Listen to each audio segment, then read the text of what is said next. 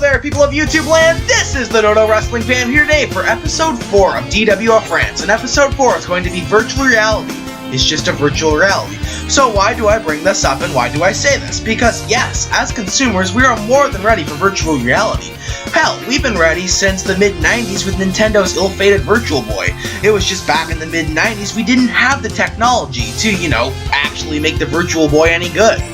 But here we are in the mid-2000s, and we more than have this technology now. Heck, pretty dang soon I bet your smartphone's gonna have a wipe your own butt app. So, I'm dead wrong, right? Well, we as humans are ready, but are our wallets ready? Probably not, because the price of the PlayStation VR here in Canada, get your bodies ready, ladies and gentlemen, is $750. Yeah, I highly doubt you're willing to pay the rough equivalent to 2.5 PS4s for a peripheral to that same console. I don't see that happening, and of course there's the Oculus Rift and Microsoft HoloLens, both which are very, very pricey as well. But I'm going to stay focused more on the PSVR. But now on to another point. Are the games going to be any good for these things?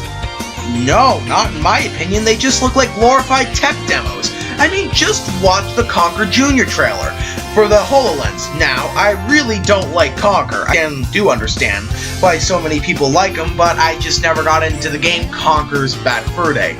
But I do understand why people like him. But even me, not a Conker fan, I was mad when the return of Earth, who isn't even the same foul-mouthed squirrel that, well, many people fell in love with, is just a tech demo. And as far as the PSVR, the only thing I've seen is an ad for some Olympic luge-style game. Yeah, let's line up at our local Best Buy and pay $750 to get motion sickness. PlayStation VR pre-order and get the Puke Bank DLC for just $4.99, only at GameStop.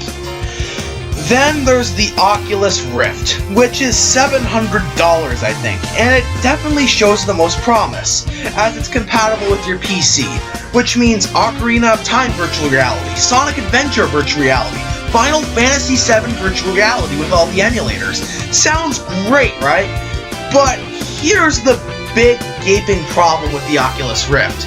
So not only is the thing $700, I think, you're probably going to have a $1,500 super mega monolith gaming planet-bustingly powerful PC to run this thing on. Which means that basically that you could spend over $2,000 on what is a trendy fad that has some promise, but due to crappy games and having to be a millionaire to even have one, will just die out in the next 2 to 3 years tops. I just don't see virtual reality taking the world by storm, people. It's just not going to happen. Because people, with the economy the way it is now, they're not going to have the money to just drop $750 on a toy. No, things don't work like that.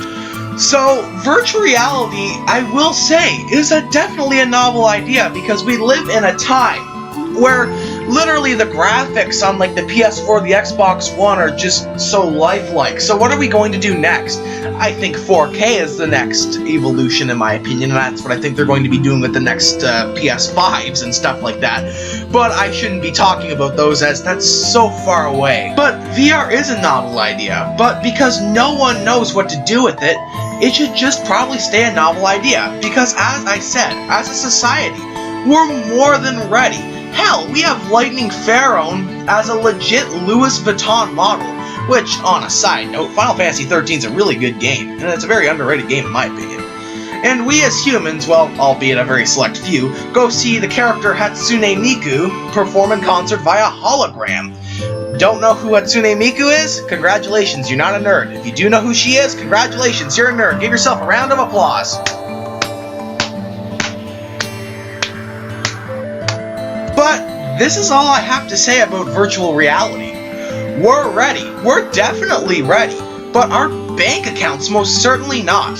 And with that, Episode 4 of Dwf Rant concludes. Make sure to leave a like, comment, and subscribe for more Dwf Rants in the future.